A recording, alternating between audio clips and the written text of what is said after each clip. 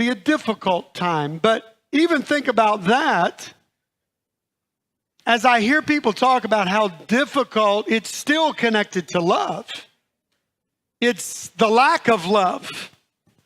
It can be challenging if someone has passed away and we go, well, I miss that tangible love that I always got. But in the end, it is still connected to love. Or I grew up in a family there wasn't a lot of love, and I see others that have it, and it challenges me. The point is, what makes this time so powerful is the giving and receiving of love, and we're going to talk about that today. Now, I also know, and I do believe what we're going to talk about today is the answer to this, but I also know that spiritually speaking, this can be a difficult time of year for folks, right?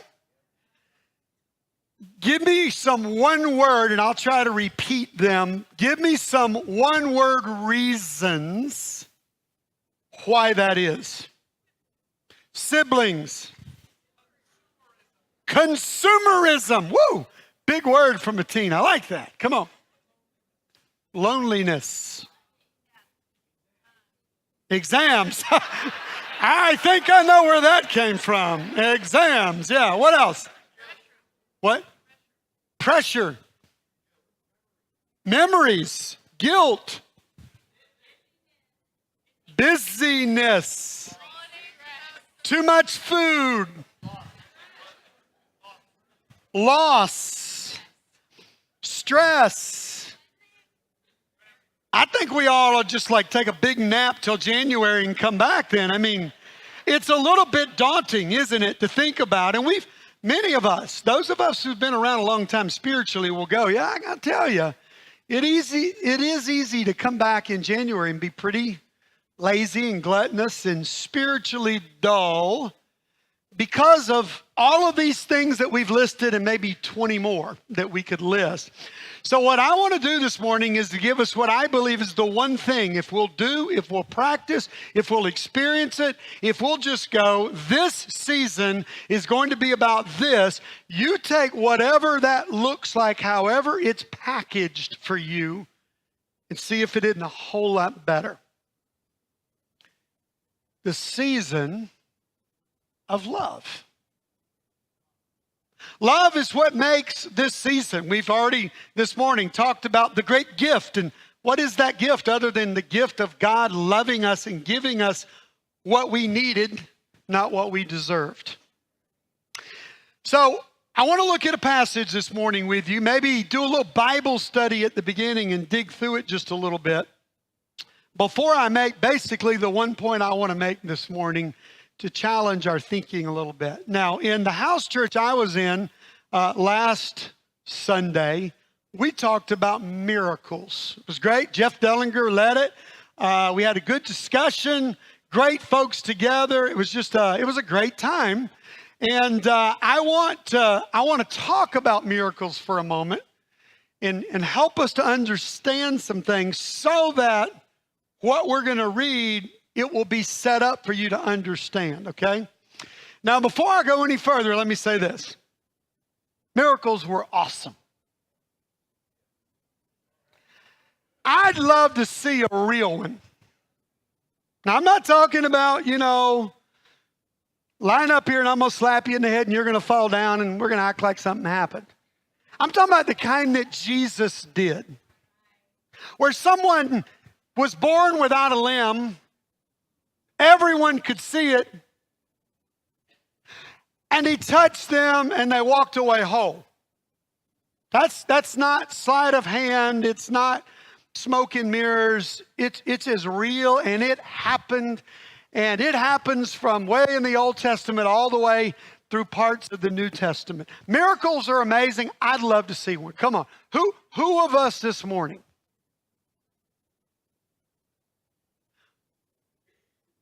would love to drive down the road here to Duke Hospital, UNC, or Wake, walk into the ICU where someone's on life support, And you walk into that room, and there's a lot of heaviness, a lot of hurt. Are they going to make it? Are they not? And to be able to, can you imagine being able to walk into that room, ask the doctor or nurse to step aside, touch them, their eyes open, they pull their own tube out, and ask for some real clothes. Let's get dressed. I want to go home.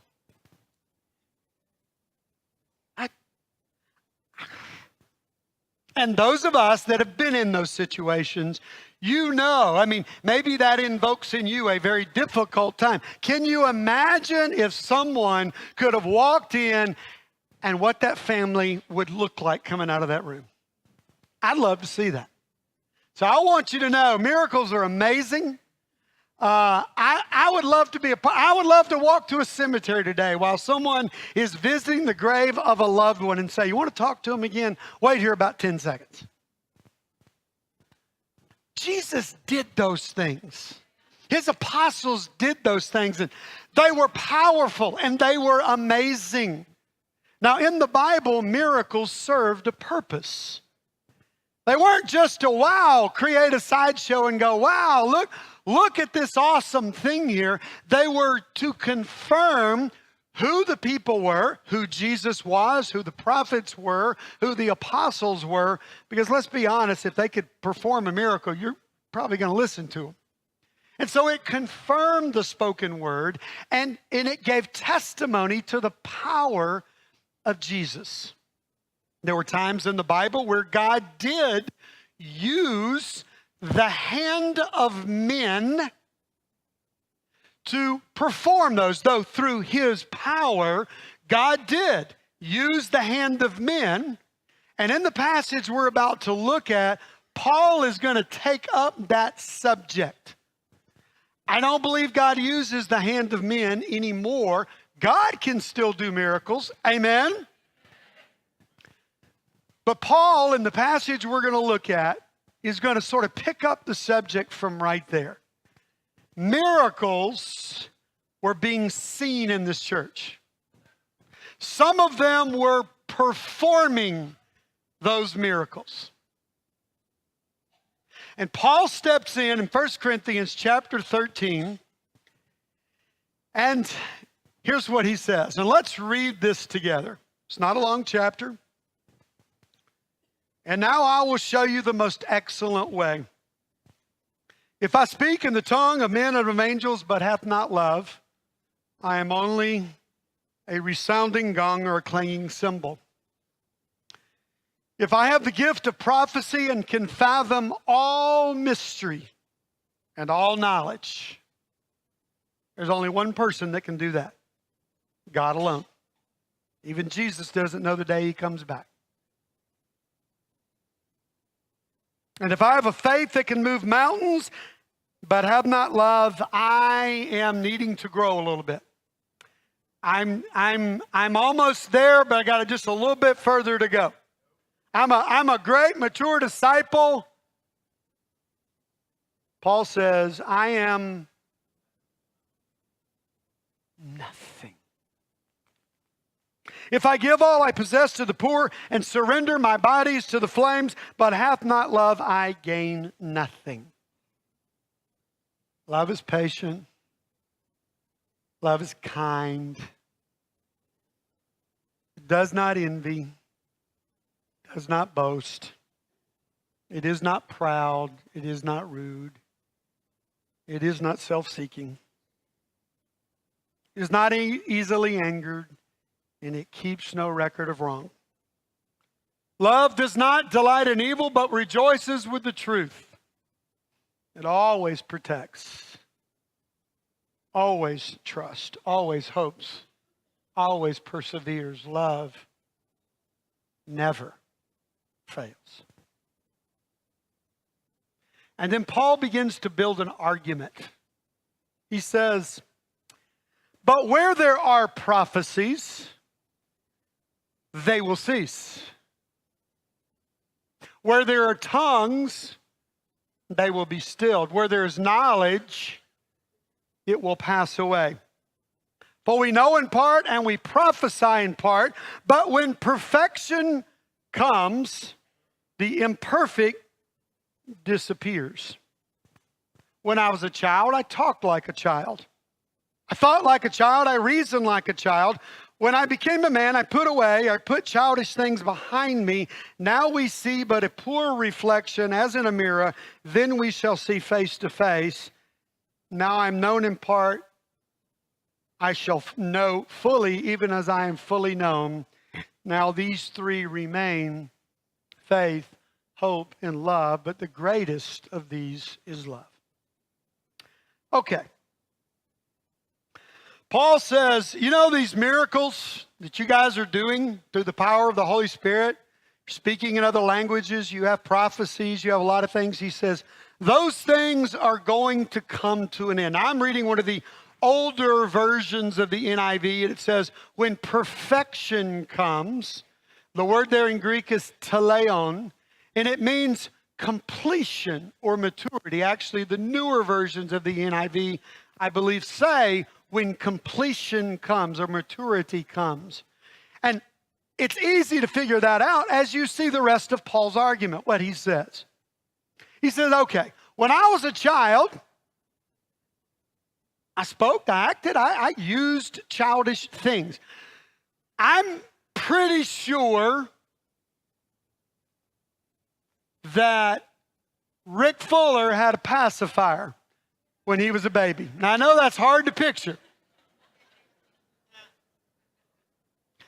I'll be willing to bet that Corey McClary had a teddy bear. Bro, did you have a teddy bear or a stuffed animal or a blanket or, yeah, okay. Are those things okay? Well, of course. Do they serve a purpose? Ask any young mom. Yes. And lose that thing and oh my goodness, right?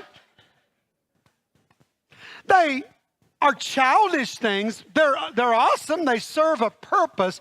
And in the context of this passage, miracles were the childish thing. I'm not downplaying them and going, man, I love miracles and I wish I could see one, do one.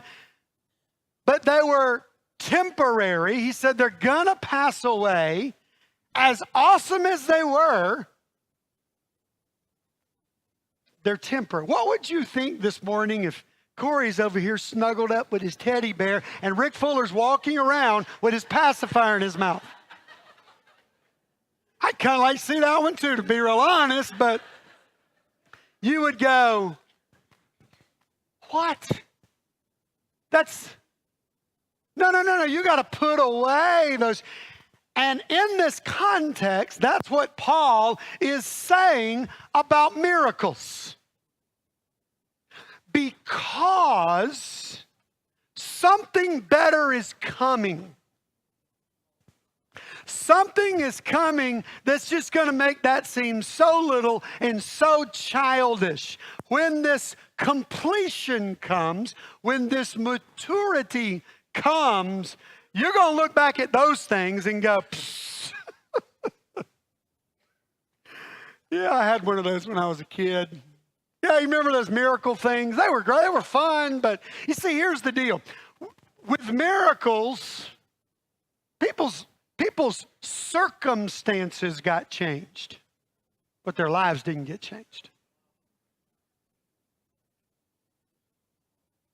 Hey, if Jesus walked in and healed somebody and they say, wow, now I have an arm I didn't have. But you know what they got to do tomorrow? They got to get up. They got to go to work. They got to provide for their family. They got to deal with their own sin, their own life. Think about how little someone's life really changed. Oh, their circumstances may have changed. Remember the story of the 10 lepers we just did a few weeks ago, and 9, went away about their little fast, merry life. I'll guarantee you they had problems by the time that day was over. Because miracles could only change your circumstances.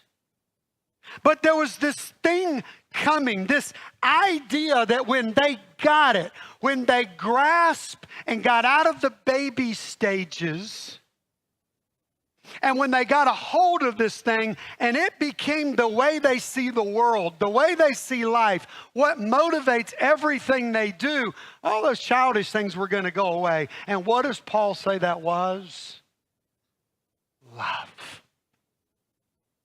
Here's the point. Love is more powerful than miracles. I wish we believed that.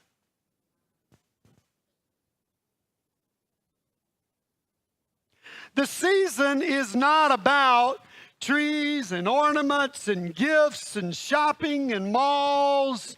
It's about love.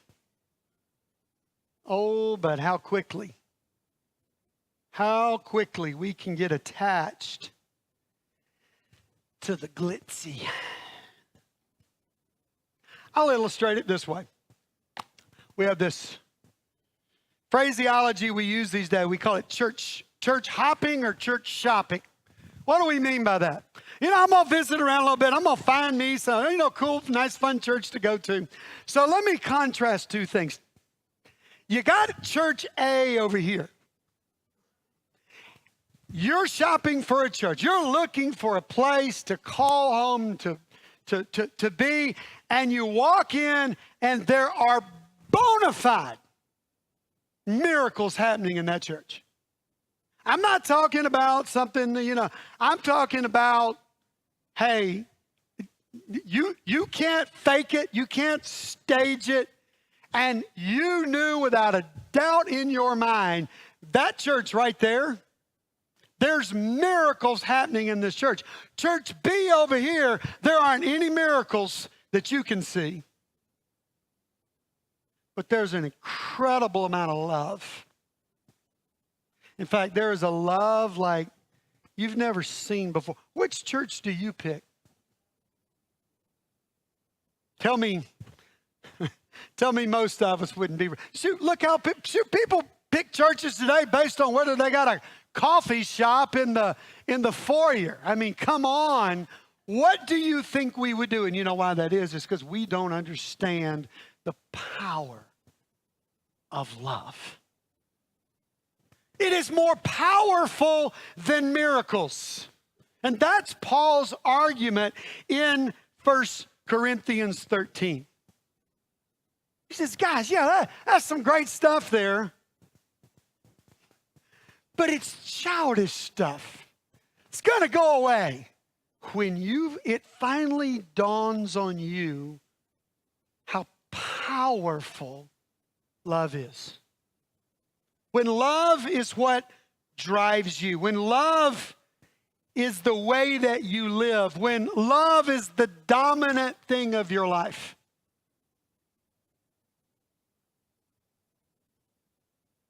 I wonder if we believe that what I have, what I've experienced, what I can give to people in this season is more powerful than if I could go raise the dead in a cemetery.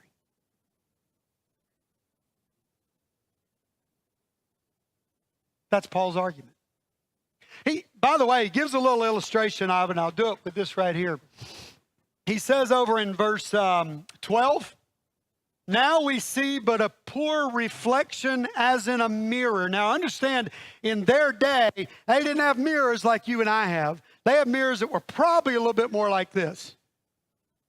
It's not as clear as what we would call a miracle, but you get the idea. They would take metal and polish it and polish it and polish it. And here's Paul's argument. Okay, I'm going to see if I can do this. All right, now I'm going to have to work. Oh, boy, you're a little distorted, but for some of you, that's an improvement. So,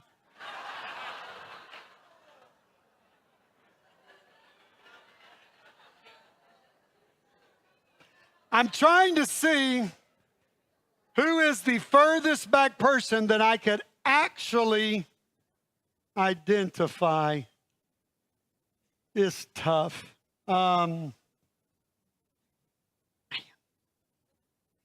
I see a bald head, but that doesn't do me any good. I can't see who it is. Boy, this is hard, guys.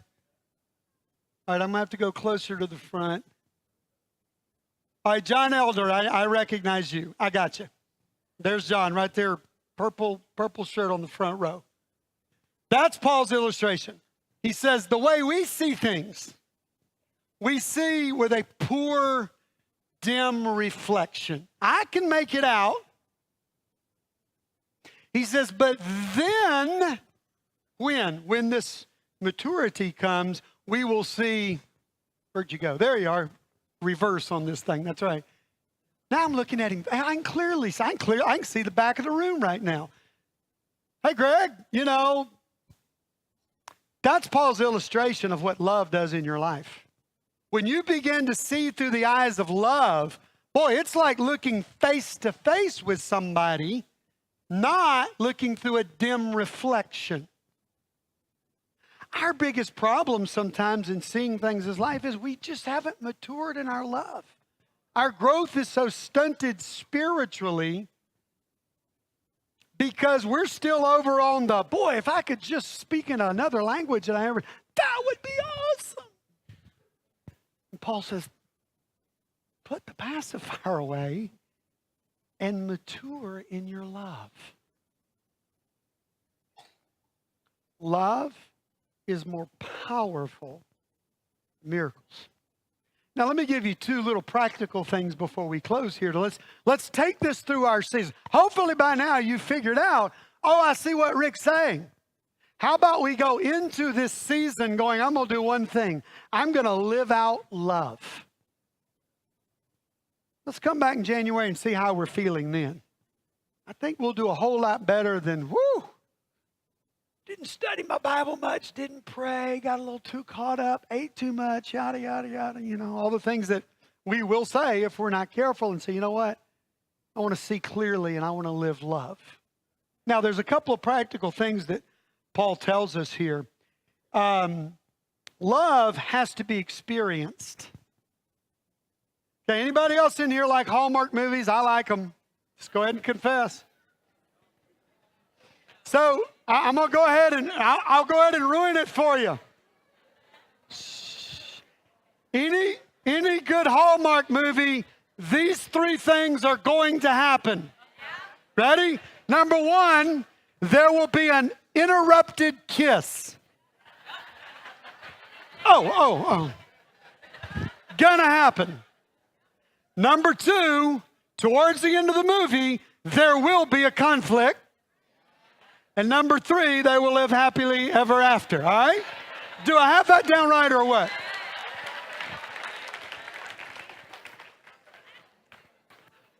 By the way, why do we love those movies? Because they appeal to love.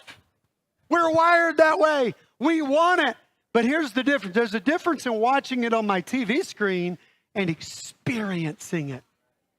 I often, for many years, wondered, why is this amazing? If you look at the book of 1 Corinthians, but much less 12, 13, and 14, sometimes I've scratched my head with verses 4 through 7 and gone, what in the world is that doing right here? Here we are talking about all these church problems and the body and gifts and all this stuff. And in the middle of all that is the greatest discourse in the Bible on love. Until you really start getting the feel and the flavor of this book and you go, it's the core of the book. Where do we start out in chapter 1? Group of people that go, I don't need y'all. I'll do church my way. See, I like the way Apollos does it, so I'm going to follow him. No, I like Pete. No, I like this guy better. And later it becomes, woo, look at my gift. My gift, that's all that really matters around here, is y'all see me stand up in front of church and show you the gift the Holy Spirit gave to me. And so Paul understood the whole issue. And you can add 1 Corinthians 7 to that, the marriage issue, and just about any, suing each other. I mean, you just go through. Paul understood. You know what it is? They don't understand love. They're living out a childish faith. I find it interesting that chapter 13 comes right after chapter 12. What is chapter 12? Chapter 12 is life in the body. That's where you experience love. That's why you can't say, I don't need you guys. In fact, that's what he says. One part of the body can't say to the we're just going to get a bunch of us over here. We're all alike, and we don't need you guys. No. He says, the eye can't say to the hand, I don't need you, or the hand to the foot. We need each other. And right after that, he gives this amazing, he's just telling you, you want to experience love? This is where it's going to happen. I guarantee you, you're not going to get a consistent, good dose of it in the world. Hope you got that figured out by now. The world will do everything it can do to beat you up. That's what church, those called out, is about. It's the place where love changes you. And it has to be experienced. You got to be in the thick of it. You can't just say, I'm going to go to church. And that's why you stay flat. And it's why your faith doesn't grow, because until you get in the life of the church and in the body, and you get in all that mixing it up, then you start to understand how powerful love really is, and that it is the answer. Corey, come on up here. Corey's going to share a quick story that I asked him to share. We've had a great time in the last few weeks. We've had several opportunities. John, Basilio, Clayton, myself, Corey, some of our staff on another occasion, sharing about our lives and kind of, Corey, in an hour, literally, tell us your story. And he shared something, a few of you will have heard this, but he shared something again in our staff on Tuesday. I said, I want you to get up and share that because it's going to illustrate what we're talking about. Thanks, Rick. Love must be experienced. Steph and I are very different. We are an interracial couple, and we dated for 4.5 years. We met in college, and at first we were just friends. And I visited her home and her family, and her mom and dad loved me until we started dating. And when we started dating, there were a lot of things said, a lot of things that were very negative that they were seeing on the news, and a lot about African American people. Corey's going to be a bad husband. Corey is going to abuse you. Corey is using you as his trophy. And a lot of those things. I was called everything but the child of God. And so Steph and I dated for 4.5 years, and we decided, I proposed, we decided to get married. And we shared this with her parents, and they pleaded with us not to get married. Because, it was going to be very difficult for us being an interracial couple. Marriage is already hard, and being an interracial couple is going to be harder for us. And so Steph and I wrestled with this for a very, very long time, and we decided that we weren't going to let her parents dictate our future. Okay, so we decided to get married. They did not attend the wedding. They did not attend the wedding. And as you can imagine, it was very, very painful for Steph, very hurtful. But the story starts to evolve. I read this passage after we got married, and we sent her mom and dad wedding photos. And I started to read this passage because I was hearing all of the negative things about me. And I read 1 Corinthians 13, 4 through 8 for 3 months. And I prayed about that passage. And then when we took our first trip to North Canton, Ohio. My goal was to love them. It was to give them gifts. It was to serve them every opportunity I could when I went there. And we went there 4 times a year. We had dated for 4.5 years, and at this point, we were married for about 5 years. So I did this for 5 years. And my first experience when I walked in the house after praying that for 3 months was I walked in the house, and on the refrigerator was our picture, but my head was cut off. And they left it up there. And so I walk in the house and I look at the picture and I'm like, love never fails. Love never fails. And so I continue to love them. I continue to love them year after year after year. Then her mom had to have knee surgery. And Steph has 2 other sisters, an older sister and a younger sister. One lives in Columbus, one lives in Akron. And so as close as they were, they couldn't be there. So Steph and I went from Charlotte, we drove from Charlotte to be with her mom and to help her and to serve her. And we're in the hospital one day, and Steph leaves the room, and her mom says, "Hey, Corey, can I talk to you?" And I was like, "Yeah, you can talk to me." She's like, "I just want to let you know that you have shown me what true love really is. You could hate me, but you've really shown me what true love is." And that February, I got my first card from her family ever, from her parents. And it was a Valentine's Day card. And it said, "To my son-in-law, whom I love." Her mom right now has severe dementia.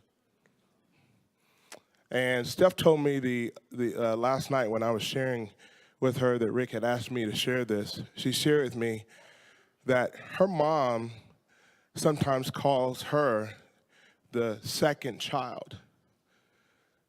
But she always asks Steph, "How's Corey?" Love never fails, and it must be experienced. Amen.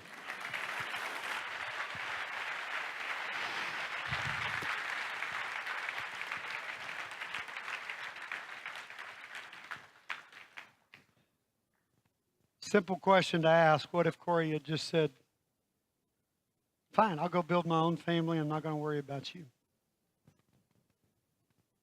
Has to be experienced. That's what a church is about right there. I will love you through thick, through thin, through high, through low, because love has to be experienced. Here's the last thing.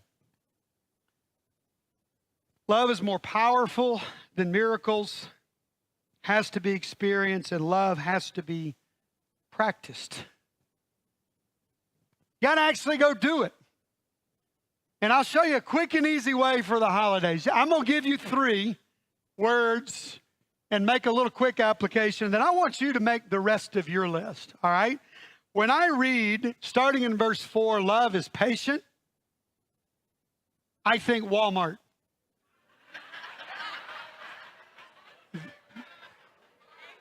That's me. If this is going to be the season of love, that when I come back in January, I want to go, you know what I did? I lived love in this season. Then for me, it's going to start in Walmart. In the parking lot, in the line waiting.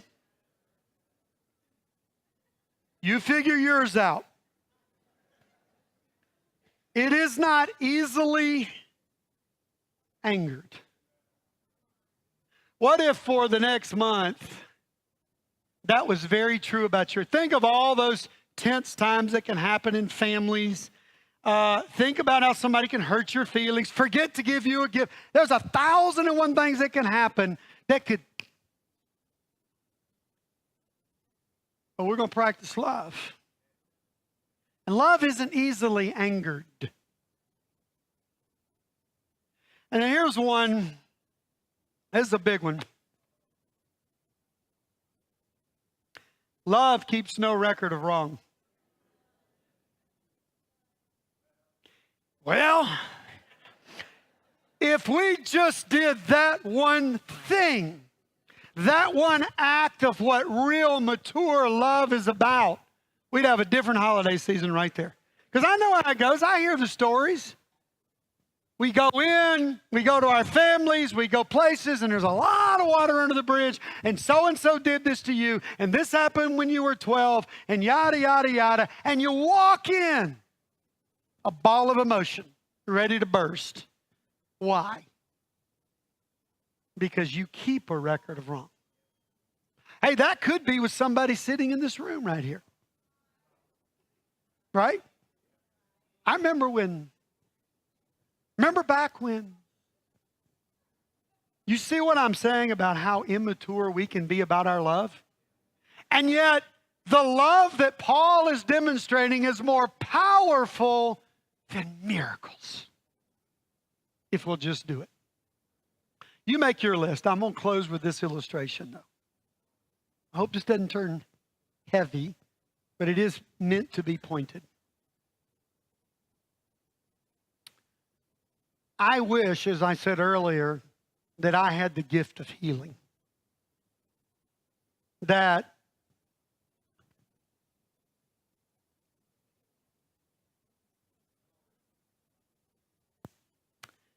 I could walk down that aisle or that aisle.